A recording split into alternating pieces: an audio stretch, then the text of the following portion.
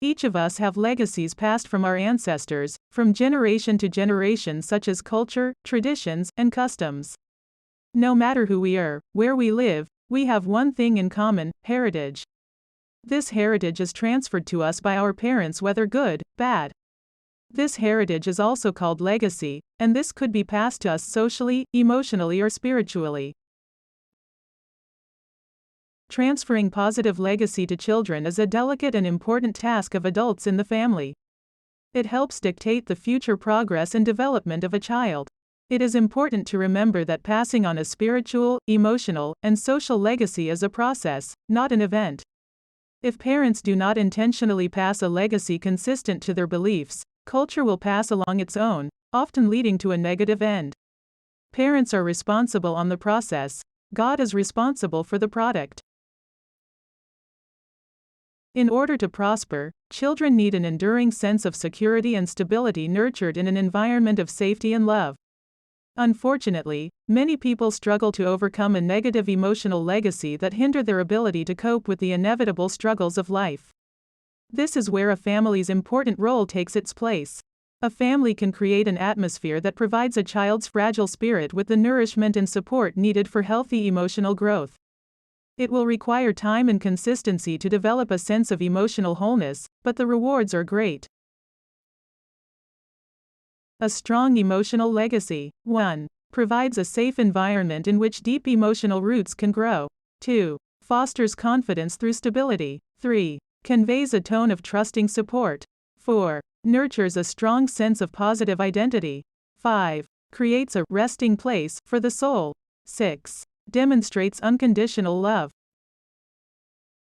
Which characteristics or emotional legacy did your parents pass on to you? Which characteristics would you like to build into the legacy that you may pass to your future children? To really succeed in life, children need to learn more than management strategies, accounting, reading, writing, and geometry. They need to learn the art of relating to people, the art of socialization. If they learn how to relate well to others, they'll have an advantage in living life. Children need to gain the insights and social skills necessary to cultivate healthy and stable relationships. As children mature, they must learn to relate to family members, teachers, peers, friends, and the community. Eventually, they must learn to relate to coworkers and many other types of people in their surroundings. Nowhere can appropriate social interaction and relationships be demonstrated more effectively than in the home. At home, children can learn lessons about respect, courtesy, love, and involvement.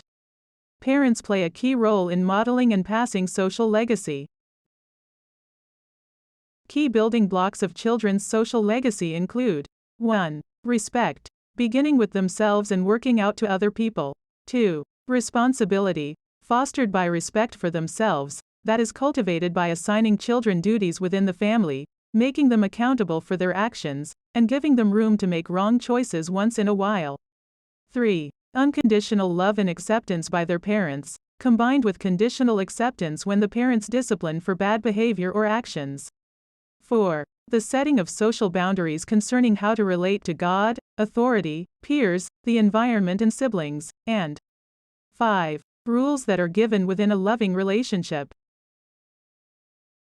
The spiritual legacy is the least in priority, but that's a mistake.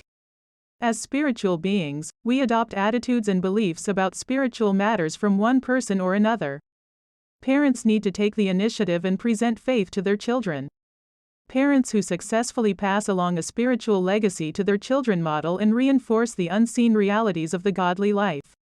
We must recognize that passing a spiritual legacy means more than encouraging our children to attend church, as important as that is. The church is there to support parents in raising their children, but it cannot do the raising, only parents can.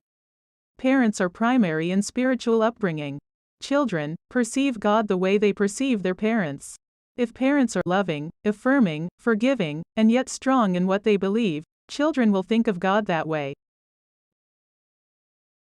Here are 5 things you do that predict whether your children will receive the spiritual legacy a Christian parent desires. Do you 1. Acknowledge and reinforce spiritual realities? Do your children know, for example, that Jesus loves everyone? That God is personal, loving, and will forgive us. 2. View God as a personal, caring being who is to be loved and respected. 3. Make spiritual activities a routine part of life. 4. Clarify timeless truth. What's right and wrong? 5. Incorporate spiritual principles into everyday living.